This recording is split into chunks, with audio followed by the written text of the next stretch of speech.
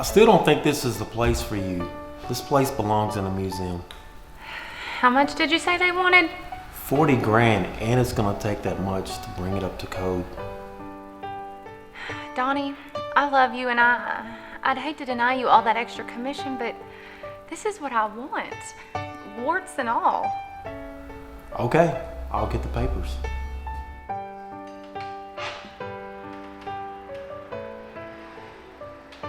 Lord, let this be a place where friends can gather, a place of respite, a place of healing, a place where change happens.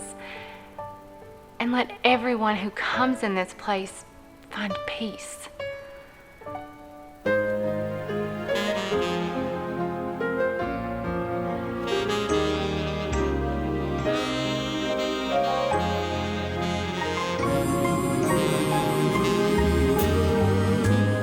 It's cold outside, the snow is falling down. As the world keeps turning colder, it can sometimes bring me down. But once a year, people seem to change. Enemies build bridges, no heart stays the same. I still believe in Santa Claus, in red-nosed reindeer and snowmen who have hearts. But most of all, the child in a manger. That's what Christmas means. That's what Christmas means. That's what Christmas means to me. That's what Christmas means to me.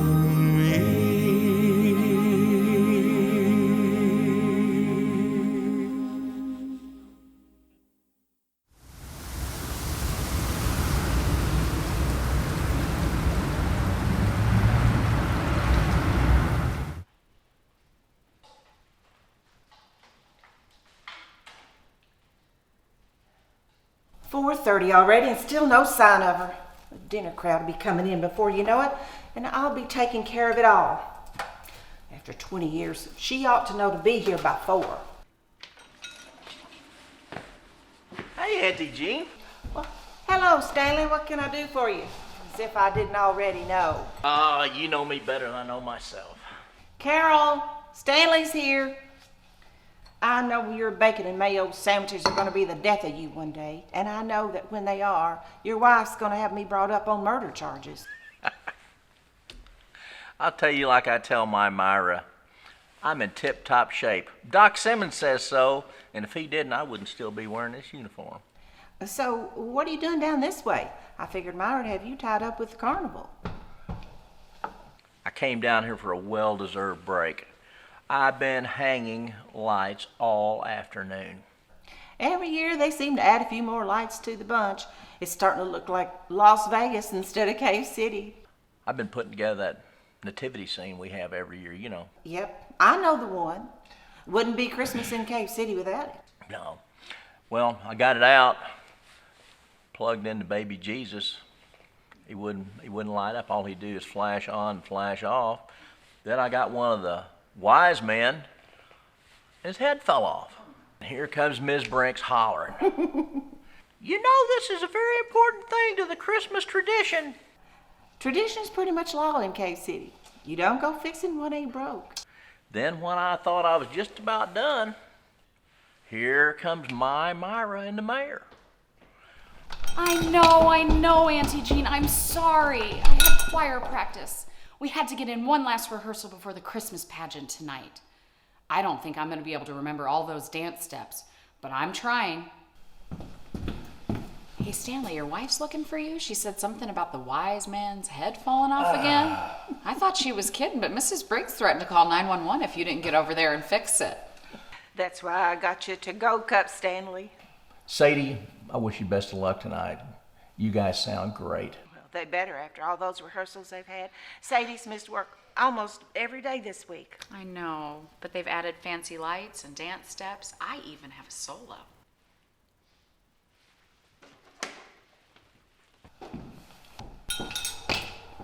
Stanley Wayne Grigsby, what are you doing in here? You're hiding, aren't you? The wise man's head fell off again. That baby Jesus still blinking like a road sign, and now one of the shepherds won't stand up straight. Mrs. Brinks was having such a fit that she called the sheriff's department. They sent John Higgins down there to try to fix it. You know, he got his legs all wrapped up in the cords, and he's waiting there for you to come cut him loose. I just came in here to get out of the cold. I'll be there in a minute. Myra, where is that husband of yours? Oh, there you are. You're not hiding, are you? You have work to do. Yes, Mrs. Brinks. As chairwoman of the Christmas pageant and carnival in Cave City, I am responsible to see that everything is perfect. Now, what will happen when the little children come to see that sweet baby Jesus? And there he is blinking like a traffic light. Not to mention the wise man whose head keeps falling off. I'm putting my trust in you to fix this matter, Stanley Grigsby. I'll take care of it, Miss Brinks. Time is of the essence. And Stanley, when you finish that, Mayor Riggs may need your help hanging the gold bells from the street lights. And if you take one more bite of that sandwich, so help me, I'll murder you before that bacon and mayo can. Grigsby, come quick. Just now I was hanging one of those gold bells and I lost my grip. Mrs. Brinks happened to be walking under me, and now she's trapped under a giant gold bell. Is she hurt? No, but she's hollering up a storm. Please, come on. Sadie, Jean. I hope she's all right. I'm sure she is. I'm convinced that woman's made of nails. She's always been so busy looking down at other folks that I'm not surprised she didn't see that bell coming at her. Maybe it managed to knock her clean off her high horse. I've known Caroline Brinks for nearly 65 years, and every Christmas she gets a little worse. Have you heard the weather report? I've heard. Looks like it's starting to fall. I hope the snow doesn't keep people from coming to the Christmas carnival. Those weather people just want to scare everybody into tuning in. Every time I turn on the radio, they're changing what they just said 10 minutes ago. I got my own forecast system here in my bones. That ache I get in my bad knee is as reliable as all that fancy equipment. And by the way it's been grabbing at me today, I'd say we're looking at a couple of feet. I do love a white Christmas. Every year I get so excited, just like when I was a little girl. Oh, Auntie Jean, there's something so magical about Christmas time, especially in Cave City. Well, I don't know about magic, but I'll have to admit, it is my favorite time of the year. Oh, by the way, I need to get out of here early, remember? I want to go wash my hair before tonight. The Lord don't care none if your hair's clean or dirty. Auntie Jean, I know that. But tonight is when they're going to dedicate the new gymnasium at the high school, and everybody who's ever gone to Cave City High has been invited back. And I don't want to run into anybody looking like I've got a wet possum lying across my head. Well, I don't expect we'll have much business today. Folks is too busy getting ready for the shindig. Auntie Jean, it's not a shindig. It's going to be very classy and fine. First, the children will perform the story of the birth of Jesus, just like they do every year. Then the choir will sing, and then the mayor's going to give a speech. And after that, all the alumni will be invited back for the ribbon cutting ceremony at the new gym. And then tomorrow is the start of the carnival. I wonder if any of the old gang will come back. I wouldn't be getting my hopes up, Sadie. You know that once people leave Cave City, Kentucky, they usually need more than a gym dedication to come back. Yeah, I know, but wouldn't it be great to see everyone? I know Babs can't come back. She moved to Chicago and has all those kids. How many kids has she got now? 4 or 5 the last time I talked to her. Can you believe that? Do you remember when she won Miss Mistletoe? I think every girl in the town wanted to be just like her. I do. She always was a pretty little thing, wasn't she? She was. And she was one of those girls that everybody liked. She was always so good and sweet to everyone. Mm-hmm. Oh, do you remember Sue Ann and Michael Cartwright? We used to come here after school every single day. Sue Ann and I would be telling jokes, and Babs would be trying to smooth things over, and old Michael would be mad at us. I wonder what happened to everyone. I do know that Sue Ann married an older man in Texas, and Michael married someone from around here, but I haven't spoken to either of them in years. I do know that their parents moved back about a year ago, though, so maybe they will come to the Christmas carnival. Who was that other girl that used to come in here all the time? Jessica Hamilton. Jessie, I always called her. Boy, I haven't seen her since right after high school graduation. Who knows what became of her? She always had such a poor childhood. I was never very nice to her. I think it's because it was pretty plain that Michael liked her best of all. Yeah. I remember how you were as a girl, Sadie. Been mean as snot and sassy as a riled up hen. I know, but I've changed now. You have, Sadie. Singing a solo in the church Christmas pageant this year. Why, ever since you've accepted the Lord, you've been getting nicer. Well, thank the Lord for that. People used to get out of the way when I'd walk down the street because they never knew what mean old thing would be coming out of my mouth next. But that is all in the past. Yes, ma'am, it is. I'm real proud of you. You know, if I ever get a chance to apologize to Jessie Hamilton, I will. I can't believe it's been over 20 years since I've seen the gang. Do you remember when we were 12 and we were cast in the Christmas pageant? Babs was Mary, of course. Michael was Joseph. I wanted to be the angel, but Sue Ann got that part. And poor Jessie couldn't be in it all because her family couldn't afford it.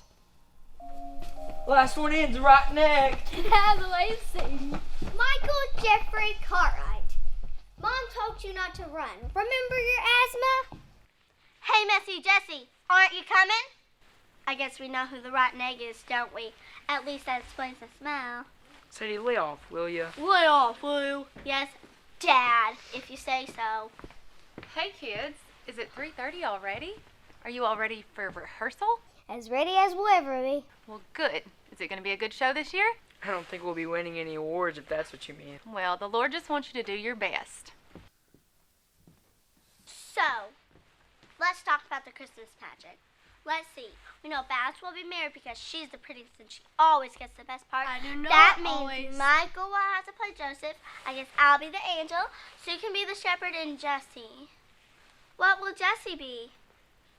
I know! One of the pigs in the stable. I have to go. Jessie, please don't go. Just ignore her. She's just teasing. Sadie, be quiet. Jessie, I think you should be in it. They need extra people to sing in the choir. Oh, I don't think so. I don't sing very well. Well, I think you would look really nice in one of those white choir robes with the silver trim. I bet my mom would make you one if you wanted. Oh, I don't think so. That would be too much money, and I'm happy to just watch. Well, I think we should practice before the audition tomorrow. Come on, everybody. Babs, you be Mary. Michael, you come over here and stand by Babs. Sue, you be the shepherd, and I'll be the angel. Angel? Sadie Benton, you are the last person that ought to play the angel. Everybody knows I'll get the part because I am the smallest and I am not afraid of heights. I could too be an angel. Well, if you try out for the angel part, I'll tell Mrs. Brinks that you're the one who put the whoopee cushion on her chair the night of the pageant last year. Oh, yeah? Yeah. Oh, all right. I'll be the shepherd. Let's practice. Let's see. I'll get Annie Jean's Bible to make sure we get this all right. Babs, it says here you're supposed to be great with child. Act like you're great with child. What does that mean? I think it means you're doing a great job being pregnant. No! It means that you're really big and about to have the baby any minute. Okay, you got that, Mary? No, Joseph, you need to be all concerned about her and put your arms around her and stuff. So now you go to the inn and knock on the door. Do you have any room in the inn? She is great with child. No! Go find someone to have that baby. We're full. I think that means they wouldn't let Mary have the baby inside. Sadie, I think we should change it and let her have the baby inside the inn. Sue, that's not how the story goes. She has a baby in a barn. Everybody knows that. And she puts the baby in a manager. What's a manager? You know, it's one of those cribs on wheels. So you can manage the baby. I see. No, no, no. It's a manger. Well, what's that? I don't know. I always thought it was weird that they had a fancy crib in a barn. Manger is like a trough they used to feed the animals. You would know. Oh, come on. Let's get back to the story. So, I've had the baby. Wait, I don't have a baby. Here, use my coat and pretend. So, I've had the baby when the angel appears to the shepherd. I am the shepherd, and I am tending to my sheep. Glory to be God on the highest. Today your Savior is born. Saver? Like a lifesaver? Well, he is a lifesaver, but the Bible actually says Savior, which means that he came to save us all from our sins. How could a baby do that? Well, he grew up.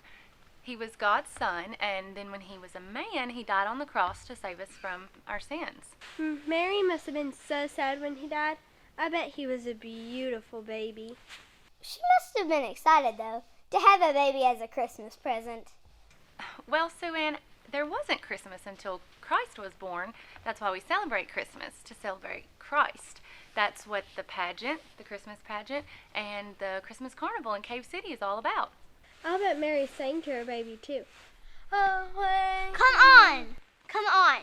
There isn't anything in the Bible that says they started singing. Listen, kids, I've got to get back to work, but I want you to remember something. When you're practicing for your play, remember that Christ is the first part of Christmas. Of course, Annie Jean. I like the story of baby Jesus and all that, but I don't really get the part about him dying. Haven't you ever been to Sunday school? I have to go. You have to go now? Yeah, my mom needs me to help her with the laundry. Jessie, wait. I think she left because she doesn't think we like her. Or at least some people don't act like they like her. Michael, we like her. She's just fun to tease is all. But you make fun of her too much, and you always leave her out of stuff. She always takes off like that. How would you feel if someone made fun of you? Well, when I'm a famous movie star, no one will make fun of me because they'll be too busy asking for my autograph. And I'm going to have so much money that everybody will do what I want them to, when I want them to, and in the way I want them to do it. I'm gonna see if I can catch up with her and make her feel better. Come on, Sue Ann. Oh, all right. My saint of a brother has to make everything better for poor Miss Jessie. Okay, see you tomorrow, Sue Ann. Sadie, do you really think you'll be a famous movie star someday? Well, sure. Why not? I watch the movies and it's not that hard. And I can see it now. And the Oscar goes to Miss Lucinda Lancaster. Who's that? Me. That's my stage name. All great actresses change their name. Look at Marilyn Monroe. Do you really think people would look at her the same way if she went by the name Norma Jean Baker? Sadie, don't you ever want to settle down, get married, and have kids? No way. As soon as I'm old enough, I'm leaving this stinky little town. Our town isn't even big enough to have a stoplight. Nope. As soon as I turn 18, I'm heading out to Hollywood. I don't care if I have to sleep in a cardboard box. At least I'll be out of Cave City. Someday, Babs, you'll be going to the movies and you'll see me up there larger than life. Lucinda Lancaster. You're weird. What do you want to do, Babs? I want a beautiful white wedding with pink roses and bridesmaids and pink dresses. I want to marry a wonderfully kind man and live in a little white house with flower boxes and a picket fence. We'll have 4 children and a dog. That sounds real nice.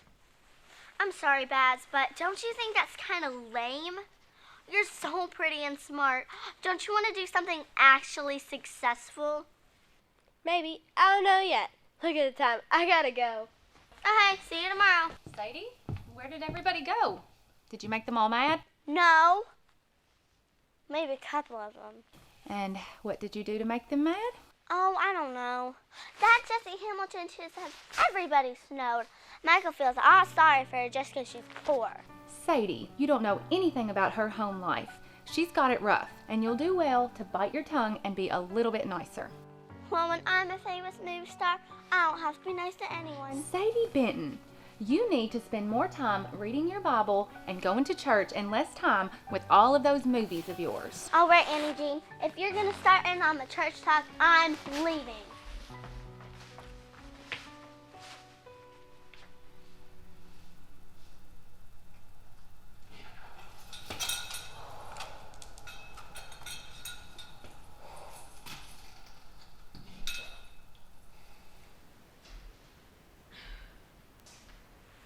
Oh, may I help you? Oh, I sure hope so. I'm looking for my old friend Lucinda. Lucinda? Well, we went to high school together, but then she went off to Hollywood to become famous. You've never heard of the great Lucinda Lancaster? Barbara Whitten, is that really you? Yes, it's me. Oh, Babs, I can't believe you're here. You're really here. Let me look at you. I love your red hair. Oh, Sadie, you are a sight for sore eyes. How many years has it been? Too many. You look beautiful. Are you here for the carnival? What else? Now, I got that letter in the mail about the new gym, and I almost didn't come, but then my husband said, "Honey, you never get a break from me and the kids, so why don't you go home, spend some time in Cave City?" How many kids do you have? Well, 5.5. Oh my gosh, this really is a celebration. So, have you heard from anyone else in the gang? Is anyone else coming back? I haven't heard from anyone. Well, I hope they get here soon if they are coming, because it is snowing so hard out there. I could hardly see a thing when I pulled in at the diner. Wait, I have to go get Auntie Jean.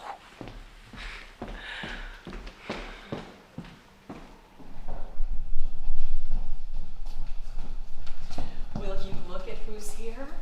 Can you guess who this is? I don't never forget a pretty face. Hello, darling. How are you? Oh, good, Auntie Jean. It is so good to see you. And the diner. I can hardly believe this place looks just like it did 20 years ago.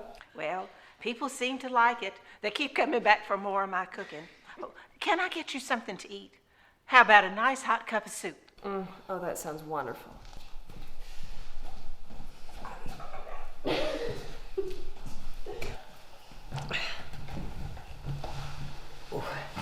So, Sadie, tell me about what you've been up to. Oh, you know, I keep working here to help out Auntie Jean. I want to move to the city, but I haven't been able to yet. I sing in the church choir, and I teach Sunday school once a month. Wow. What, Sadie Benton teaching Sunday school? I never thought I'd see that day come. Don't act so surprised. You know that Auntie Jean's been smacking me with her Bible ever since I could toddle in here. Yeah, well, she finally got through to you. It wasn't her. It was the flight attendant. Flight 808 to Atlanta. What? Flight 808 to Atlanta. Coach class. I ordered a Sprite. He ordered a rum and Coke. But you didn't really need to order, did you? Was I really that blind? No, honey. You're not blind. He's just extremely good at hiding things. Whose side are you on? I'm sorry, baby, but she's about to cry. I don't want her to feel worse than she already does. Thank you. Oh, no problem. Now get out of my robe and get out of my house. This isn't your house. This is our house. Let me put this in words you both understand. Welcome aboard Divorce Airlines, your flight to nowhere. You will soon be receiving divorce papers stating that you relinquish any rights to this house, to our cars, and to our savings due to your infidelity. You will sign those papers, have them notarized, and return to my attorney immediately. The exits to this house are through the right, through the garage, through the back door to the backyard, or through the front of the house. You will have exactly 5 minutes to collect as many personal belongings as possible and put them on your carry-on. Otherwise, I will be forced to throttle you upside the head with a fire extinguisher. And in your case, Flight 808, wrap my fingers around your skinny little neck.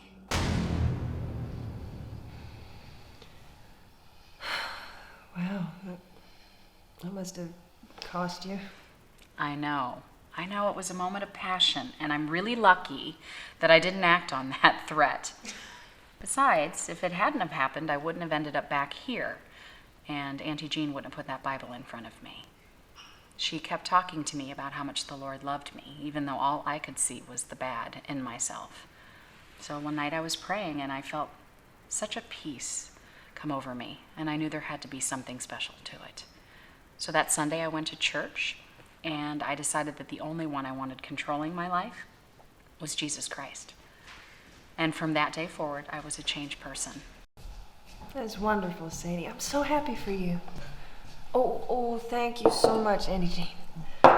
So tell me about Chicago. Is it wonderful? Well, it's nice. We live in the suburbs, so we're not really in the city. But I stay home with the kids, and I just love being a mom. So what about your husband? Is he as wonderful as you hoped he would be? Well, he isn't perfect, but I don't think any man is perfect.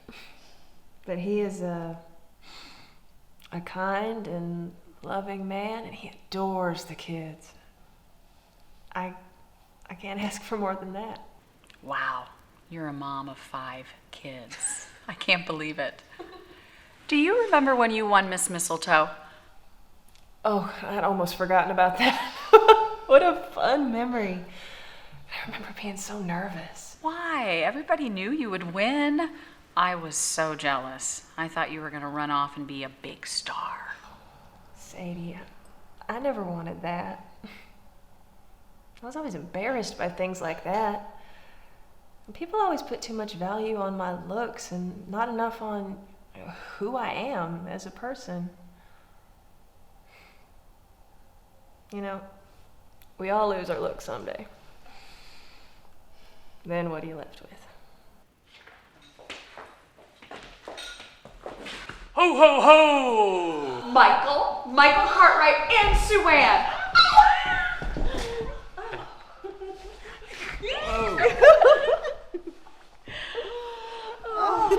Barbara Whitman, how are you? You're expecting? I am, but you know, after the first 5, I learned you never know what you're expecting. Kids, it's so good to see all of your faces together again. Wow, the whole gang. If I would have known you guys were coming, I would have gotten out of choir practice early to wash my hair. Sadie, your hair looks fine. You haven't changed a bit. I just can't believe we're all here. Everyone except Jessie Hamilton. You mean messy, Jessie? I hope we're past that, Sue Ann. Has anyone heard from her? Not since right after graduation. I doubt she'll come back, though, with the way I treated her. None of us were very good friends to her, Sadie. So, Sue Ann, Michael, tell us about your lives. Well, I live in Connecticut with my adorable husband. Let's just say I got everything I always wanted. Oh, that is gorgeous. Wow, is that real? So the last time you and I talked, you lived in Texas, so you've moved to Connecticut. I moved to Connecticut. Her husband Robert is one of the top lawyers in the country. I have to say, being a lawyer's wife leaves little time for relaxing, but the benefits are fantastic. Oh, Lord, don't get her started on how many bedrooms are in her little cottage in the country. We'll be here all day. You just wish you could be there to spend more time with us. Actually, it's true. I live in New York with my 2 daughters, and they just love their Aunt Sue. But lately, I've been thinking about moving back here.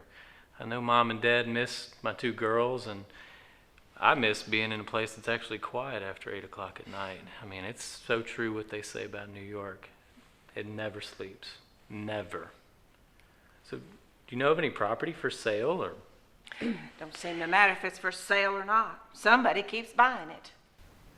What do you mean, Auntie Jean? There's some big development company buying up all of Cave City. Can you believe it? I mean, we're in the middle of nowhere. What could they possibly want with us? We're not even near an interstate. Kensington Development is the name of the company, and it started with the corner drugstore and then the movie theater, and before we knew it, they had all of Main Street and the surrounding properties. Why would a big company like that want to buy up businesses in Cave City? Some people think it's for a casino, and others think it's so they can put in a shopping mall, but who knows? It's got everyone upset, though, because most of the folks here are either poor or old. Kensington came in and offered them enough money to retire, so they sold. Well, thank goodness they don't have the diner. Could you imagine this place anything but Auntie Jean's? Auntie Jean. I know that look. You didn't sell them the diner. You wouldn't. Now, You didn't. Now, Sadie, I haven't yet, but they aren't leaving me much choice. They're going to put in a fancy new restaurant on that lot next door. And with the way taxes keep going up on this place, well, I think I have to do something. I don't know. I think I have to sell now. Oh, I don't want to sell, but I'm getting on in years, and I may have to. Annie Jean, if you need a loan to get by, you know I'd do anything to help. We all would. Cannot imagine Cave City without you. I appreciate the offer, but I think it may be time to throw in the towel. Poor Annie Jean. Oh, that makes me so angry.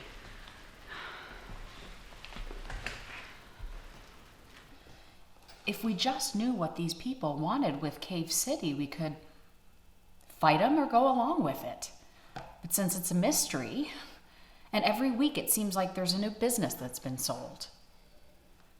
Oh my goodness. I just realized I'm supposed to be working as a waitress and I haven't asked you if you want anything. Do you want some soup? Yes, sounds great. None for me, thanks. Hey, Babs. Remember that year we entered the Christmas Carnival talent contest? Oh, you mean you mean blue Christmas? I do. I remember. I have a blue Christmas without you. Thank you very much. I have a blue Christmas without you. Hey, baby. You'll be doing all right with your Christmas of light, and I'll have a blue Christmas. Girl, you need to sit down before that baby pops out right here. Has it really been 20 years? Yes, it has been 20 years. Honey, I got the gray hair and crow's feet to prove it. You remember the talent contest? Oh, I almost forgot. We called ourselves the Holly Sisters, and we sang that song in front of the whole town. That was the year Babs won Miss Mistletoe. Oh, yeah, I must have forgot about that. I remember Michael was our manager, and Jessie wanted to be part of the group, but she didn't like to sing in front of people. Listen to me, Deputy Dog. You're gonna kill yourself eating all that bacon. You can't tell me what to do. I'm Deputy Dog, the finest lawman this side of Barney Fife.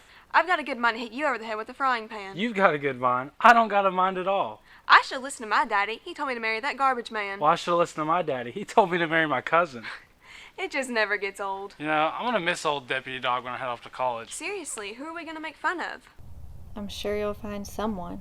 I hate to put a damper on this whole Mad TV show, but we really need to rehearse this. Okay, sorry. All right, girls, let's try this from the end. 5, 6, 7, 8.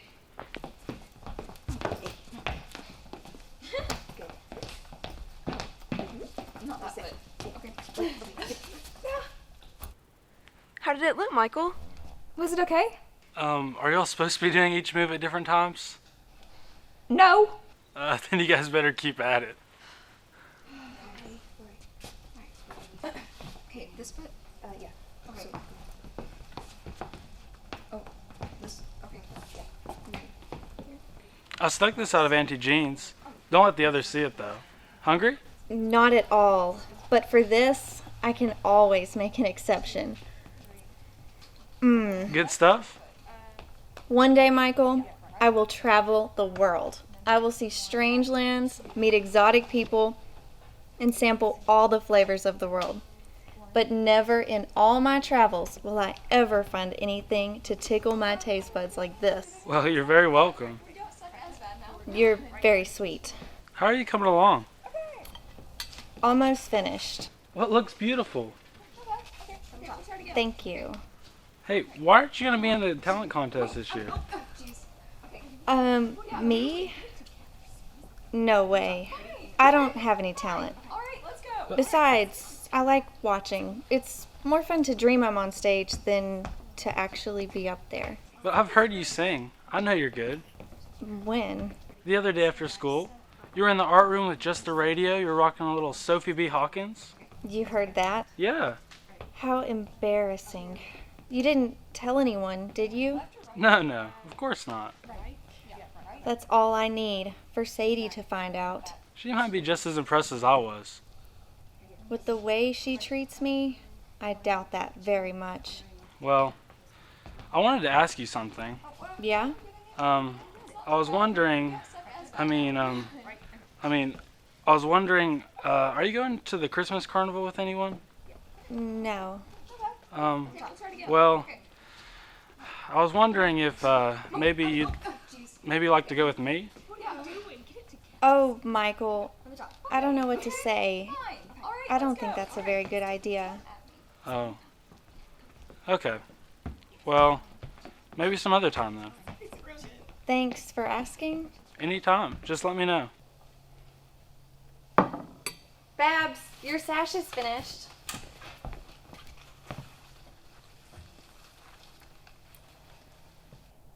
Oh, you look beautiful. Just like a movie star. You did look just like a movie star.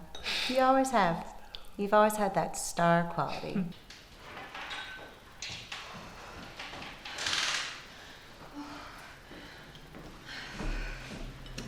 Well, I gotta get to work.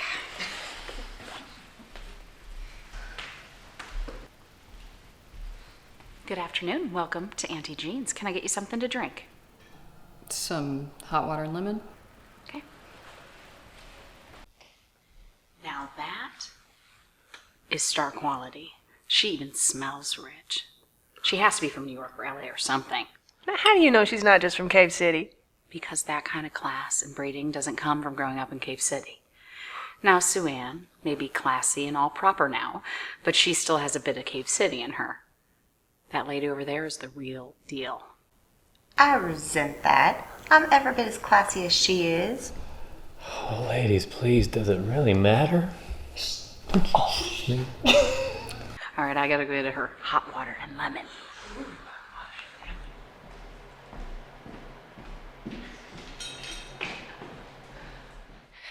Auntie Jean? Auntie Jean, where are you? Myra, what's the matter? The mayor asked me to come down here and let everyone know that the roads are closed. The storm hit faster than we expected. The snowplows can't keep up and the wind chill is down to 10 below. Well, they're not canceling the Christmas festivities, are they? The Christmas carnival and pageant have been postponed. The mayor talked to Kevin Belsky at Channel 32, and they said that we could get up to 10 inches tonight. They asked us to let everyone know to stay put. For how long? We don't know. It's okay, kids. Everyone's welcome to stay here as long as we need to. We've got plenty of food, and if it gets bad, I've got blankets somewhere in the back. Is it really that bad out there? Well, you can't see your hand in front of your face. Oh, I've got no cell signal. Auntie Jean, can I use your phone? Oh, sure, it's in the kitchen. I know everyone appreciates your hospitality, Auntie Jean. You know, the best thing we can all do is keep warm and pray for it to stop. Would you like a cup of coffee? Oh, no, honey, no, thanks. I have got to get around to those other businesses that are still open. And then I gotta check on Stanley and Mrs. Brinks. Did Stanley ever get that nativity scene fixed? No. But you know what's funny? He got it all set up, blinking Jesus and all, and a taxi came rolling into town. Almost crashed into it. And you know he would have if it wasn't for that flashing Jesus. He would have crashed into it for sure. Happy coincidence or miracle? Never believed much in coincidences, Sadie. Well, I've got some more stops to make, Auntie Jean. I'll be seeing you. Careful out there, Myra. Well, guess we'll just have to make our own reunion, won't we? Kind of sounds like fun. Like one big party. I better go look for some candles, just in case we lose power. Sadie, let the lady down there know that anything she wants is on me.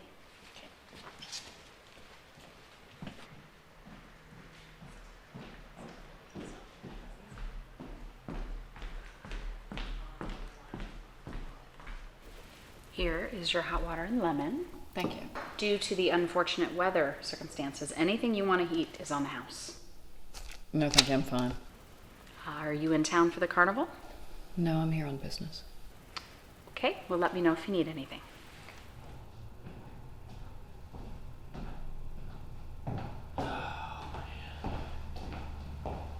Was that old deputy dog's wife that was just in here? Yeah, Myra, that's her. And old Stanley is still on the beat. Some things never change. Well, that's how we like it in Cave City. You know that. I was trying to call Mom, but the phone lines are down. I hope the girls are okay. So, how old are your girls, Michael? Oh, let's see. Marley is 12, and Maddie turned 7 in January. Whatever happened to that pretty girl you married from around here? I've been dying to ask. Did you guys get divorced or what?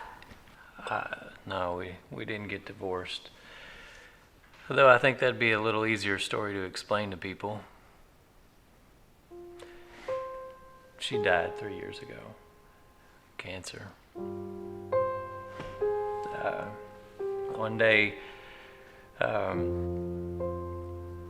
she's happy and healthy and everything's fine. And then the next day, the doctor's calling and telling you she's sick. Michael, I'm so sorry. I had no idea. It was really hard at first, but we're doing okay now. But one thing for sure, I'm tired of living in a big city. I want my kids to experience living in a smaller town like Cave City. I think it'd help bring us all some peace. I mean, they've just been through so much. We all loved Melanie. She was so thoughtful and fun to be around. We all miss her, Michael.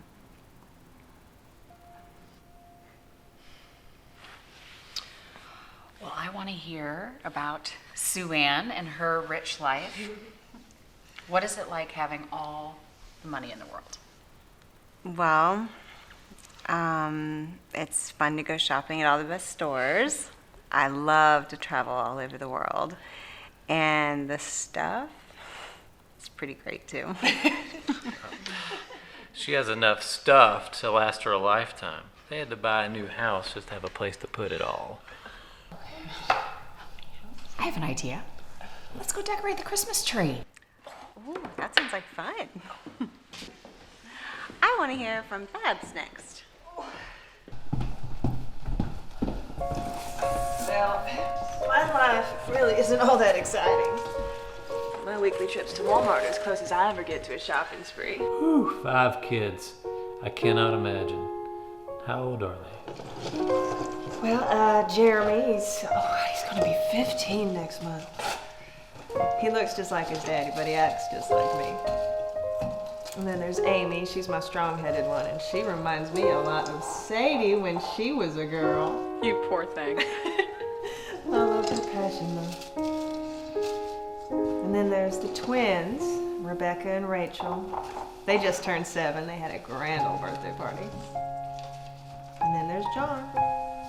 He's 4, and I was looking forward to getting him off to kindergarten until I discovered I was expecting again. Do you ever get exhausted having all of those kids? No. No, absolutely not.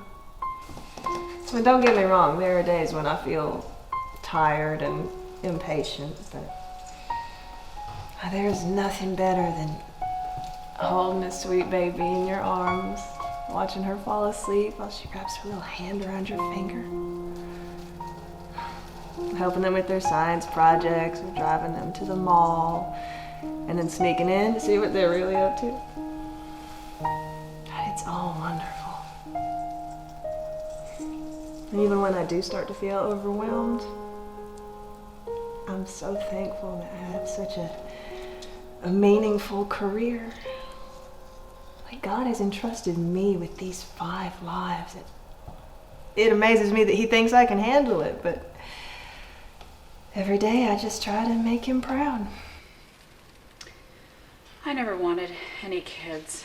My ex-husband was kind of a lowlife, and I always figured if I had any, they'd end up just like him. I think some people are meant to be moms and others aren't. And you might be surprised if you have a child of your own.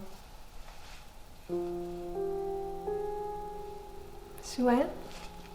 You all right? What's the matter? Just rough time of year. Yeah. It's okay, sis. Her and Rob. It's fine. I can tell them. Robert and I have been trying to have a baby for several years now, but so far no luck. You've been trying for years. Don't they have fertility drugs or surgeries or other options now? They do. We've tried everything money will buy. In the beginning, I thought maybe we just weren't lucky. And they started doing tests, and we realized it was something more than that. It's such a humiliating process to go through. I mean, all the poking and prodding, and you feel guilty, like there's something wrong with you. And every conversation is about babies or children. And every time the family sees you, it's any news yet? I have this emptiness inside of me that will just never go away. I mean, most women my age have kids in their teens by now.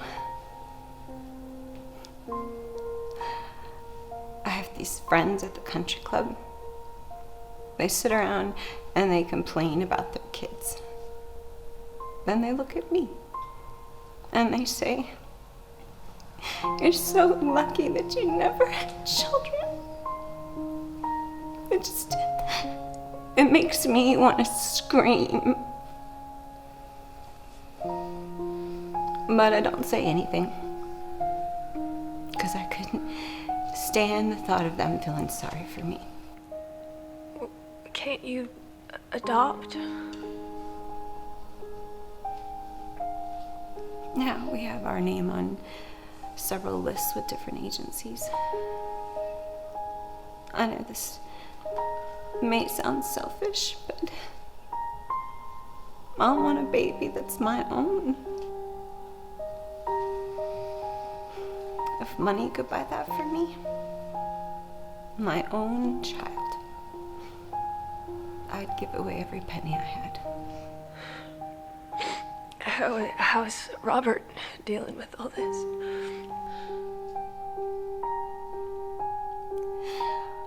I think he gave up a long time ago on us having a child of our own. He works all the time and we never see each other anymore. And when he is home, he doesn't want to talk about it. A few years ago, I paid a decorator to turn one of our bedrooms into a nursery. He keeps telling me to change it back, but I can't. I can't give up on this. I'm 39 years old this year. Time is my enemy. I only have a few years left to even try. And every Christmas, the sorrow grows deeper and the pain is so bad I can barely breathe. And I hear stories about this baby Jesus and think, why would a God that is supposed to be good do this to me? The Lord always has his reasons, Sue Ann. He doesn't do anything to us. He may not stop circumstances from coming into our lives, but he doesn't cause them. Auntie Jean, please, don't start that mushy God talk with me. I know you mean well, but I'm just not a superstitious person. Neither am I. Believing in God isn't superstition. Can we just drop it? I don't want to talk about this or think about it anymore. I just want you to know that if you need to talk, I'm here for you. I know I haven't always been the most tender shoulder to cry on. But I'm getting better in my old age. So, Sadie, whatever happened to becoming a big Hollywood actress? Yeah, where's Lucinda Lancaster these days? She's with all the wannabe actresses, getting tips, being a waitress, and waiting for her big break. Oh. Well, I just know I always believed you when you told me you were going to make it. Oh, I'm glad one of us did. Well, tell me you at least tried, right? I did have an audition once. It was kind of with a big name director, too. Who was it? Joss Whedon. Whedon? Really? Wait, how did it go? When I call your number, please step forward, say the line, and then make the action you were given before you came in. Number 1. Mr. Whedon, I'm your biggest fan.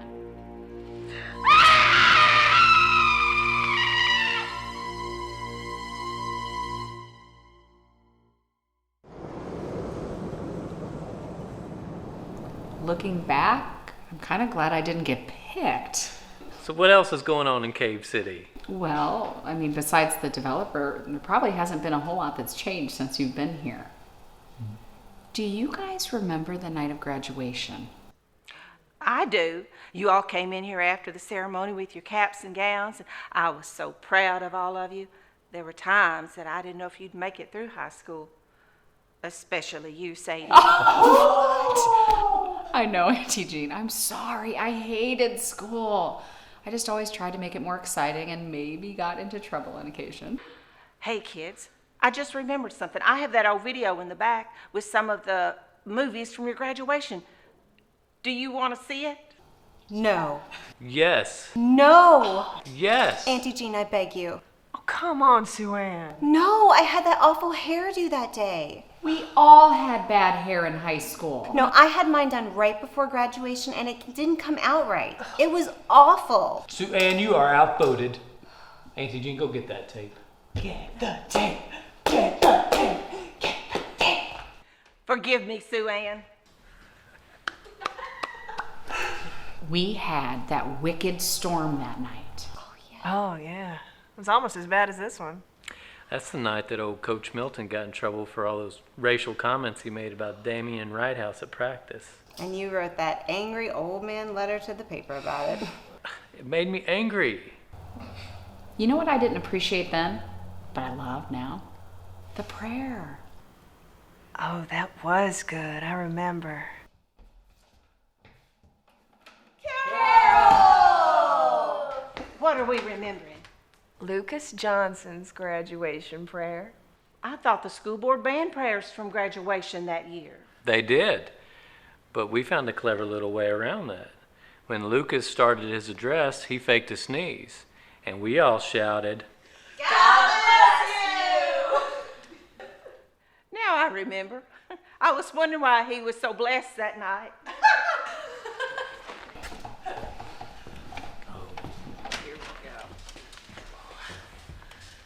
Is this it? Last chance to spare me this humiliation, Auntie Jean. "Oh, take it like the rest of us, Sue Ann." Oh, wow. Sue Ann, what were you thinking? I told you it was bad. Hod, Eric Dunkirk. He vowed no matter what to live by one motto: skate or die. I'm friends with him on Facebook. No way. Is he still skating? No, he owns a Crystals and a golf course in Alabama. Wow, that's so crazy. If I had cell service, I'd show you a picture, but wow, he must have traded in his Vans and khakis for polos and visors. It's so weird how some people change. You just never know how somebody's going to turn out. Speaking of which, there's the long-lost member of our tribe.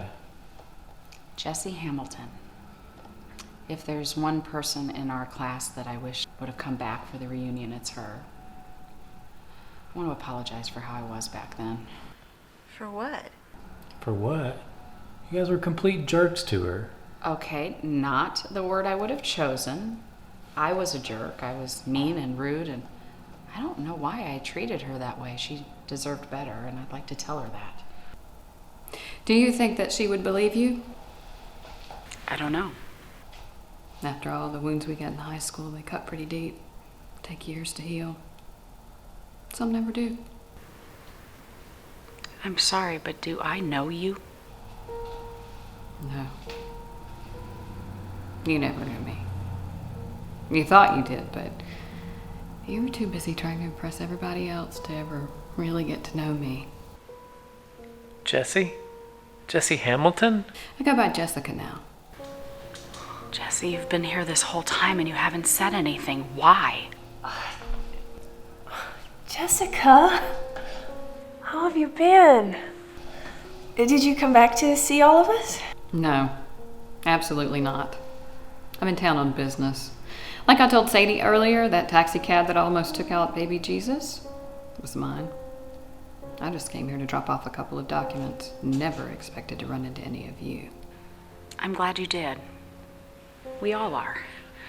Now I can tell you what I wanted. What? You're sorry for every day in high school that you ridiculed me? You're sorry for all the names you called me? That what you're gonna apologize for? Look at you.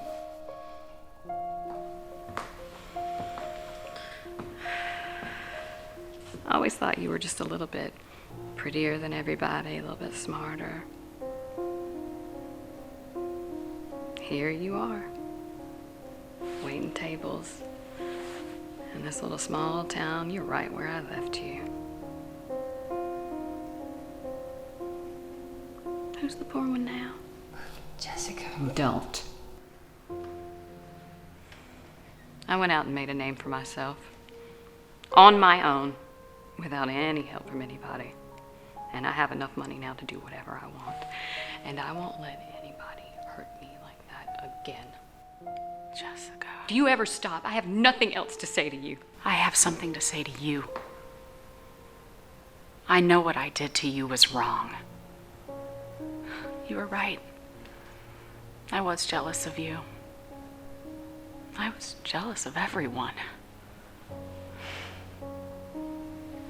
It's because I felt worthless and unimportant, and everyone around me seemed to have their life together except for me. Even you, Jessie. There was just something about you that everybody loved. People weren't nice to you because they felt sorry for you. They were nice to you because they liked you and they wanted you to be their friend. People didn't like me like that. They just put up with what I said because they didn't want to be on the outside. It wasn't just you. And I wasn't the only person that you harassed either. I know. I did. I did because I thought so little of myself. I just wanted people to like me, and if it meant putting down others, then so be it. But I'm not like that anymore. None of us are. You think I have it bad because I'm a waitress? My rock bottom was my divorce settlement that left me with absolutely nothing. That's when I listened to Auntie Jean. That's when it clicked that the one thing I needed was Jesus. I'm not any different now than I was then. The difference is that because I know that Jesus loves me, I can love myself and others. I can't make up for what I did to you, but I've been looking looking for you for years to tell you that I'm sorry and that I would do anything to make it better.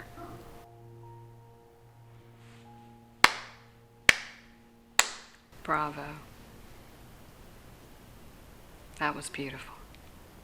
I'm sure you rehearsed that maybe 100 times. Almost makes me want to believe you. Jessie, it wasn't just her. We were all mean to you, and we're all so sorry for the things we did back then. Jessica, I know your parents would want to know you're all right. 20 years is a long time to go without knowing where your daughter's been.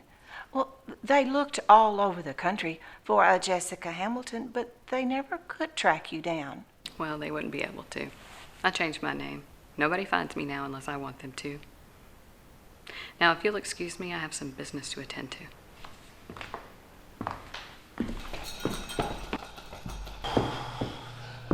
Annie Jean, I'm afraid I've got some bad news. Oh, we know. The carnival's been postponed. We're in worse shape than that. The state's declared a state of emergency. We're under curfew, and no one is to go out until the all clear has been given. And how long will that be? I can't say. The weather radar is showing we're right underneath the heart of this storm. We could get up to 2 feet when all's said and done. Poor Mom. Stuck with the girls all night. I knew I should have written down that dragon story. Mr. Mayor, I had a cab outside. If there was a cab, he's long gone now. Hopefully someplace safe. Are you sure? Because I really need to get out of here. I'm sorry, Miss Kensington. I'm afraid that's not going to happen tonight.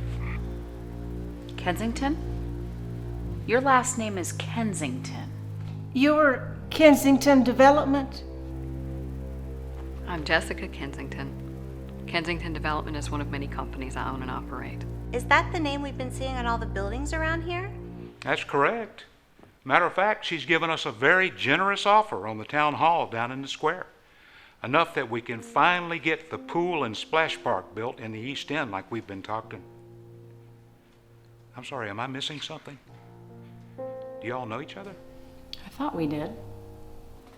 Jessie, what are you doing? What do you want with Cave City? What better way to prove my success than to invest in Cave City? But you're not investing. You're putting me and all of my friends out of business. Why would you want to do that? I wouldn't put it that way, Auntie Jean. I've paid your friends rather well for their businesses. And with the money that I intend to offer you, you can finally retire to Florida like we first talked about on the phone. What about all those empty buildings? What do you plan to do with those properties? I don't know. I may renovate some of them and turn them into higher-priced trendy boutiques, or I might tear them down, create an open-air mall, or I may create a green space. Whatever I decide to do, this could become a very profitable business corridor. Jessie, what happened to you? You're so bitter. Says the man who still refers to the sheriff's deputy as Deputy Dog. But no, Michael, you're right. We've all changed. You guys have your small town family lives here, your happy places, and I have mine too. So trust me when I say this is not personal. It's just business. Speaking of which, Auntie Jean, I want you to take a look at this. This is my final offer to you. Now, I know that you own this place outright. There's no lien on this property, and I can't force you to sell. But you have to consider, whatever I decide to do with Cave City, you could find yourself left with nothing. Thank you, Miss Kensington. I'll give this a good look. Well, this is going down as one of the worst carnival weekends ever. Mr. Mayor, would you like a cup of coffee? Yes, I'll take a big one, thank you. You're welcome. Myra?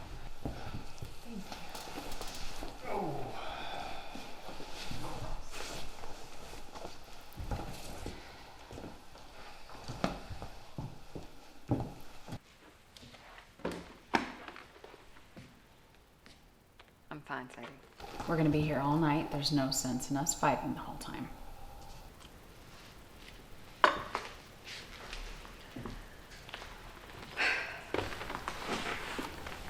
Okay. If no one else is brave enough, I'll address the 2-ton elephant in the room. And what's that? What is this dragon story? This isn't the time. Michael, it is so cute. What is it? It's nothing. It's this bedtime story I made up for the girls. It's just a silly little thing to make them laugh and maybe teach them some good manners. I want to hear it. Oh, me too. No, Come on, Michael. I'm not feeling it. We're going to be here all night. I want a good bedtime story. Sadie. Son, I know you don't live here anymore, but as mayor of Cave City, the city charter gives me executive authority to call on citizens in time of crisis. Now, if you want to stay in this warm, cozy diner for the duration of this storm, you're going to have to make with the story.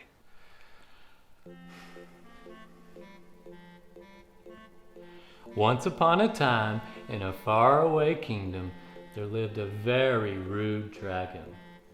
This dragon had no manners and made a lot of people very unhappy. When this dragon wanted something, he never said please. He would just take what he wanted right out of your hand without even a thank you. Worst of all, when this dragon sneezed, he never covered his mouth. He would just shoot fire out of his nose, setting the whole village on fire. One day, the princess decided that she was going to teach the dragon to be polite. Everyone thought she was crazy, but the princess believed that anyone could learn manners if they tried. So the princess went to the dragon's cave. "Hello, dragon," said the princess. The dragon just growled. The princess just smiled and pulled out a candy bar. And when the dragon saw the candy bar, he tried to snatch it from the princess, but she was too fast, pulled the candy bar back, and said, "Mr. Dragon, when we want something, we say please."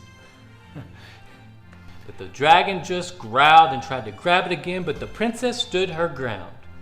"Say please, Mr. Dragon." Dragon pouted and said, "Please." The princess gave him the candy bar, and he finally started to unwrap the candy bar, and the princess put her hand on his little paw and said, "Mr. Dragon, when someone does something nice for us, we always say thank you." The dragon looked at the princess and said again, "Thank you." "You're welcome," said the princess. The princess ran off to let the dragon enjoy his candy bar. The princess was so excited that the dragon had finally learned his manners. She ran back to the kingdom to brag on the dragon, but no one believed her. So the princess invited the dragon to the town square, and everyone thought for sure the dragon would be rude and snatch the candy bar from the princess. But when the princess pulled out the candy bar, the dragon smiled and said, "Please, princess." And the princess smiled and gave him the candy bar, and the dragon said, "Thank you, that's so good." The whole town was so excited and proud of the dragon for learning his manners. People were dancing and rejoicing in the streets. One little girl came over to the dragon and gave him some wildflowers. But when the dragon started to sniff the wildflowers, it made his nose itch. Not so fast," said the princess. "When we sneeze, we use manners too." The princess held up her arm and covered her nose and mouth and said, "Mr. Dragon, when we sneeze, we always cover our mouth and nose and sneeze into our arms so we don't spread our germs. dragon just smiled and nodded and covered his big nose with his little bitty arm, and with a mighty sneeze, achoo! Vroom! Fire shot out of that dragon's nose and caught his little arm on fire. The dragon, oh, screamed the dragon as he tried to put his arm out. But the more he blew, the more the flames spread, setting the entire village on fire again. So if you ever visit the kingdom of the polite dragon, you are going to find the most polite dragon in the entire world. When somebody wants something, he always says please. And when someone does something nice for him, he always says thank you. He's even learned how to say excuse me when he bumps into someone. But if the dragon ever starts to sneeze, you better run for the hills, because there are just some things you cannot teach a dragon.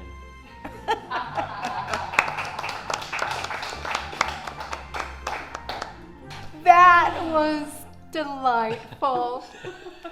Imagine all that talent was right here under our noses, and we let it get away. Well, from the sounds of it, it might be coming home.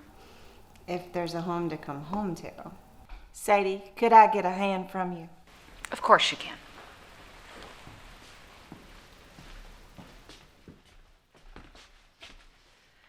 I'd have gotten them myself, but after that hip surgery last summer, I really shouldn't climb anything. No, you shouldn't.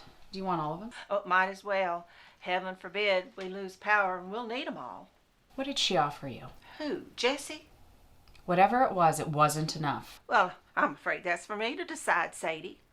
Oh, I know you all are upset with what she's doing, but fighting her won't make her change her mind or stop what's happening. She's right. If I don't sell, there may be one of those big-time restaurants that everybody seems to love down the block in less than a year. Who would choose Olive Garden over you? Well, some nights I choose Olive Garden over me, Sadie. Oh, it's okay, Sadie. I've prayed a lot about this and I'm at peace with it. I don't have many years left, and this might be my only chance to get off my feet for some of those years. What will you do? Move south. Find a mission or a ministry where I can be of use part of the time. I actually looked into buying an RV, but quite frankly, I don't feel like driving something the size of a jet plane. So you're really okay with this? Sadie, I've been thinking about retiring for some time now, and for a long while, I thought I'd pass it on to someone who would really appreciate the diner. Someone like you. You still can't. Then it will be you locking the doors and going broke when Olive Garden opens up. Besides, I know you're just waiting for the chance to move west and finally start chasing your dreams. Auntie Jean, I think we both know it's just a dream. And I needed that dream to get me through the night in this town. I used to feel trapped. But now it feels like home. I don't want to leave Cave City anymore. Cave City is home. And come hell or high water or Olive Garden, I'm staying here. Well, if that's what makes you happy. Of course, this spoils my plan B, moving in with you and living in your mansion when I lose my marbles. Okay, well, you're going to have to learn how to use the internet. If you're going to move away, you have to actually get an email address. No, I won't. But maybe I'll step into the 1990s and buy myself one of those car phones.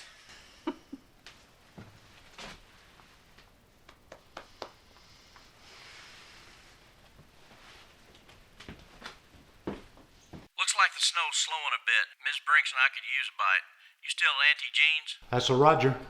Tell Auntie Jean we'll take a cup of chili and a bacon and mayo on white. You will not. You had one already. Myra?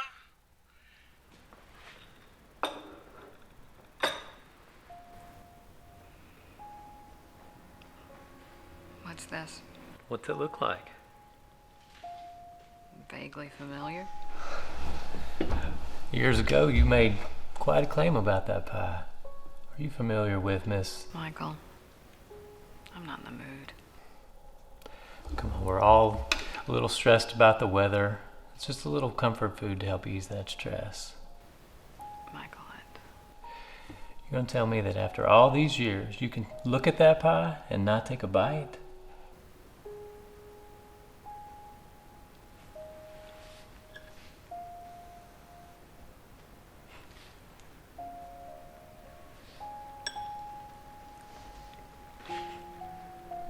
Well,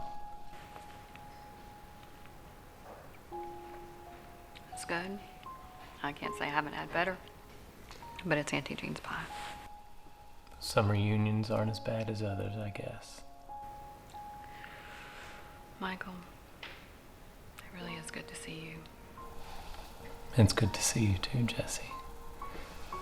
I've missed you over the years. You're always my best friend.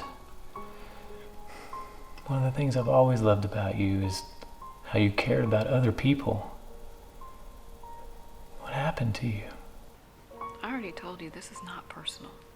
Then why Cave City? Why not Henrysville or Sparksburg? Because I know Cave City. And I saw that Mr. Lander had a store for sale, and I put two and two together. So this isn't a vendetta, or there's no revenge factor. Maybe a little. Can you blame me, though? I left here dirt poor and the town joke. Now who's laughing? Yeah, who's laughing? You can't tell me you're happy. Why not?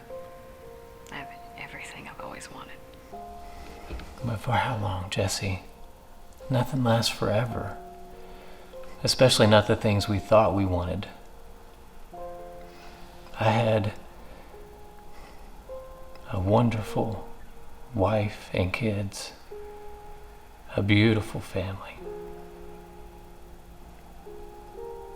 And now I'm a single father. It tore my heart in two to watch the woman I love battle with cancer and lose. But thank God, my happiness was not tied to what I wanted. I'm really sorry that happened to you. If there's anybody in this town that I would want to be happy, it's you. Jessie, I wouldn't trade those years for anything. Anything. But I'll take the joy with the heartache. Not only because she gave me two wonderful girls, but she made me the man I am today. We're not the same as we were 20 years ago, Jessie. We've all changed in different ways. I wish you could see that. I wish I could too. It's going to take a lot more than pretty speeches and apologies. Hey, a fit night for man or beast. Caroline, are you okay? Jean, is that you? Oh my goodness. Yes, Caroline, when did you get so old? Stanley, I got his head. Hey, Stanley, okay? Somebody call. Somebody needs to call 911. I've got a bar. I've got a pulse. I've got a pulse. Yes, I'm at Auntie Jean's Diner in Cave City, Kentucky. A man appears to have had a heart attack. It's okay. It's now just a second. Yes, thank you. Stanley. Thank you. Wake up. Come back. Okay, there. Ambulance is on the way. How long will it be? 15 or 20 minutes? 15 to 20 minutes will be here, Myra. He's breathing. Stay with us. Stay with us. They're coming for help. Stay with us. Stay with us. Stay with us. Oh, Stan. You're okay. You're okay. Come on, wake up, Stanley. It's a good thing they got here when they did. A few more minutes and we might have lost him. He's going to live. God willing. But I'm afraid he's had his last bacon and mayo sandwich. Small price to pay. How about Mrs. Brinks? Oh, I wouldn't worry about her. If worse comes to worse, she might just be a kinder, gentler version of her old self. It's a shame she's gonna have to miss the carnival, though. Oh, we'll get her down there tomorrow. She may not remember, but we'll take some pictures. So we are still going to have the carnival. We are. We're losing a day, though. I'd extend it to Monday night if I could, but the forecast is calling for even more snow next week. Well, it's a shame I put in all that practice and I won't get to do my song. What a shame. Not necessarily. I think we could all use a little bit of Christmas cheer about now. You want me to sing? If you want to. No ifs. I say I did my dragon story. You are definitely singing. Don't make me threaten mayoral action, Sadie. The storm's over, Mr. Mayor. Yes, and I'm not lifting the emergency order until you sing. I'll tell you what. You sing a few lines, and then I'll join in. How's that? Silent night, holy night, all is calm, all is bright, round young virgin, mother and child, holy infant, so tender and mild, sleep in heavenly peace, sleep in heavenly peace. Mr. Mayor, Sadie, that was beautiful. I never thought about the Lord loving me like that. I guess I never really took the time to think about the Lord at all. I always thought he was just up there in the sky somewhere and he didn't really have time for me. Even with all the money and the stuff in the world, I still feel like something's missing. I used to think it was having a baby of my own, but now I think it's something more than that. I think we all have an empty place in our heart when we haven't accepted the Lord. I know I didn't know Sadie Benton until I accepted that I was his child. And now he's not just my father, he's my daddy.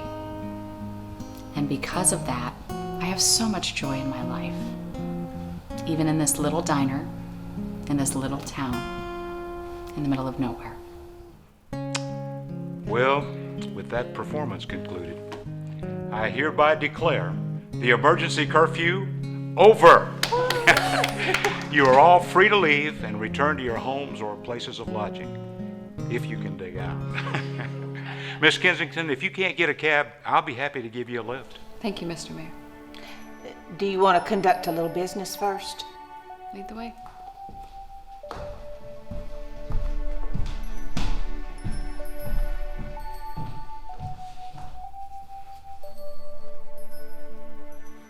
Now, where did I put that pen?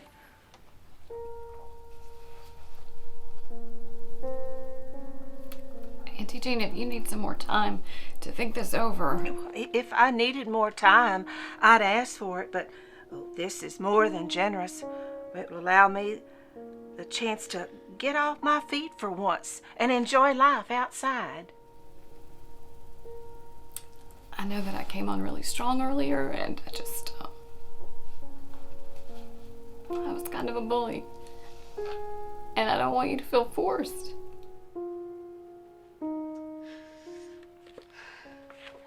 Jessica, is this what you want?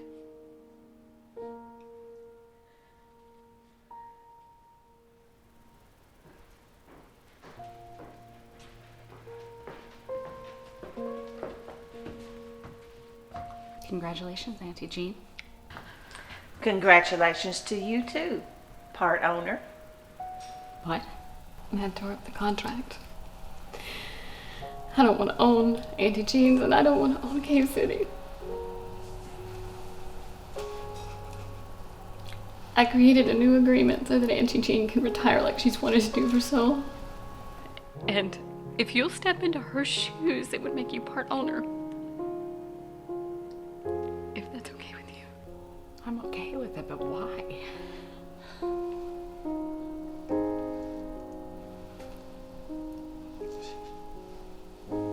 Sadie, I didn't believe a word you said earlier. And I am so sorry. When I saw how you helped Stanley, all of you, the way that you helped him, I knew you meant it. And I should have never said those hurtful things that I said to you. I'm willing to forgive and forget if you will.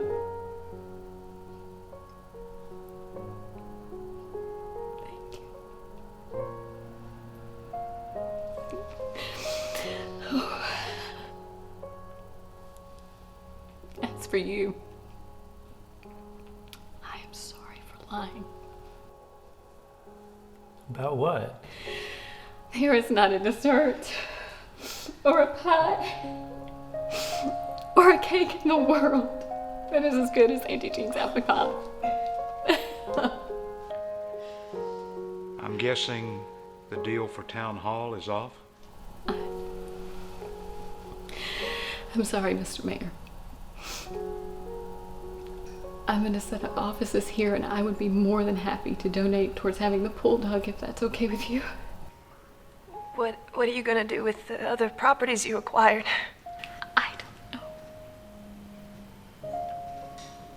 I'm going to have some time to think about it, though, because I plan on being here a lot more often.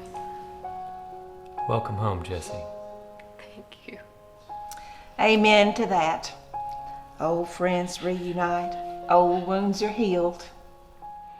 And we're getting a swimming pool for Christmas.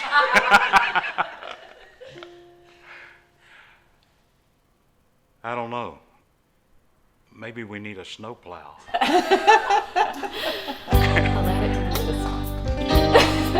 Merry Christmas. God bless y'all. Another year of Christmas is coming around. I can hear the choir singing carols in the background. In my mind I wonder what it's like for you. I really wish that there was something I could do. Where do I go to buy a brand new start? What kind of gift can fix a broken heart? It's the kind of miracle that only God can do. But I will do my best to send a little hope to you. This year I'm sending you hope for Christmas. I'm sure that it's something you can use to light up the darkness right there where you are. It's hope that will make your day look brighter, and hope that will make your load feel lighter, and hope that will mend your heart and dry your tears. It may not seem like much, but I know it's enough. A little bit goes a long, long way, they say. That's why I'm sending you hope this year. Now's the time for spreading Christmas cheer to those we know and love, both far and near. But all I have to offer isn't near enough to cover all the loss your life has been full of. Long long ago and not so far away. A hope was born to us on Christmas Day. And though the winds of change may blow our worlds apart,